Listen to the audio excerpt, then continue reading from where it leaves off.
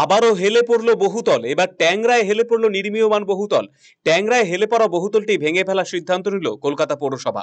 বুধবার সকালে কলকাতা পৌরসভার 18 নম্বর ওয়ার্ডের খ্রিস্টপার্ক রোডের ছতলায় বহুতলটি হেলে পড়ার খবর জানা যায়। ঘটনাস্থলে পৌঁছান কলকাতা পৌরসভার ইঞ্জিনিয়াররা। বহুতলটির অবস্থা খতিয়ে দেখে সেটি বসবাসের পক্ষে বিপজ্জনক বলে জানান। একই মত দেন যাদবপুর বিশ্ববিদ্যালয়ের স্ট্রাকচারাল ইঞ্জিনিয়ারিং বিভাগের বিশেষজ্ঞরাও। এরপরই ওই বহুতল অগ্রাধিকারের ভিত্তিতে ভেঙে ফেলার সিদ্ধান্ত নিয়েছে পৌরসভা। মেয়র ফিরহাদ হাকিম জানিয়েছেন, পৌরসভার আইন হচ্ছে যখন প্ল্যান জমা দেওয়া হয় তখন রক্ষণাবেক্ষণের কাজ দেখার দায়িত্ব ইঞ্জিনিয়ারদের। চিহ্নিত হেলে পড়া বাড়ির সংখ্যা প্রায় 30টি।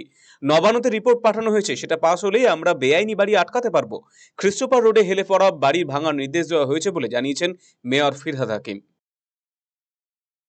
না না, এটাকে দিয়ে তারপর তো ওটা নিশ্চিতভাবে দেখবো, যেটা হেলে পড়েছে সেটার কথা বলছি।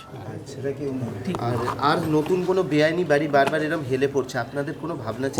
কোনো বেআইনি বাড়ি হেলে পড়ছে না, কোনো বাড়ি হেলে পড়ছে না। টেকনিক্যাল কারণে বাড়ি হেলে পড়ে, সেই ইঞ্জিনিয়ারিংরা সে ফলটাকে ঠিক করবে। কাউন্সিলরদের কি কোনো দায়িত্ব? না, কাউন্সিলরদের কোনো দায়িত্ব নেই।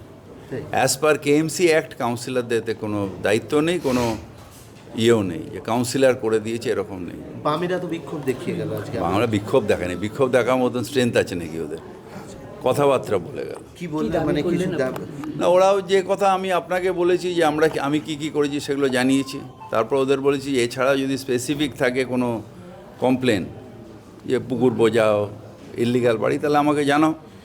আমি তাহলে আমার প্রশাসনকে সেই ব্যাপারে জবাব দিয়ে চাইবো যে এটা কী করে হলো।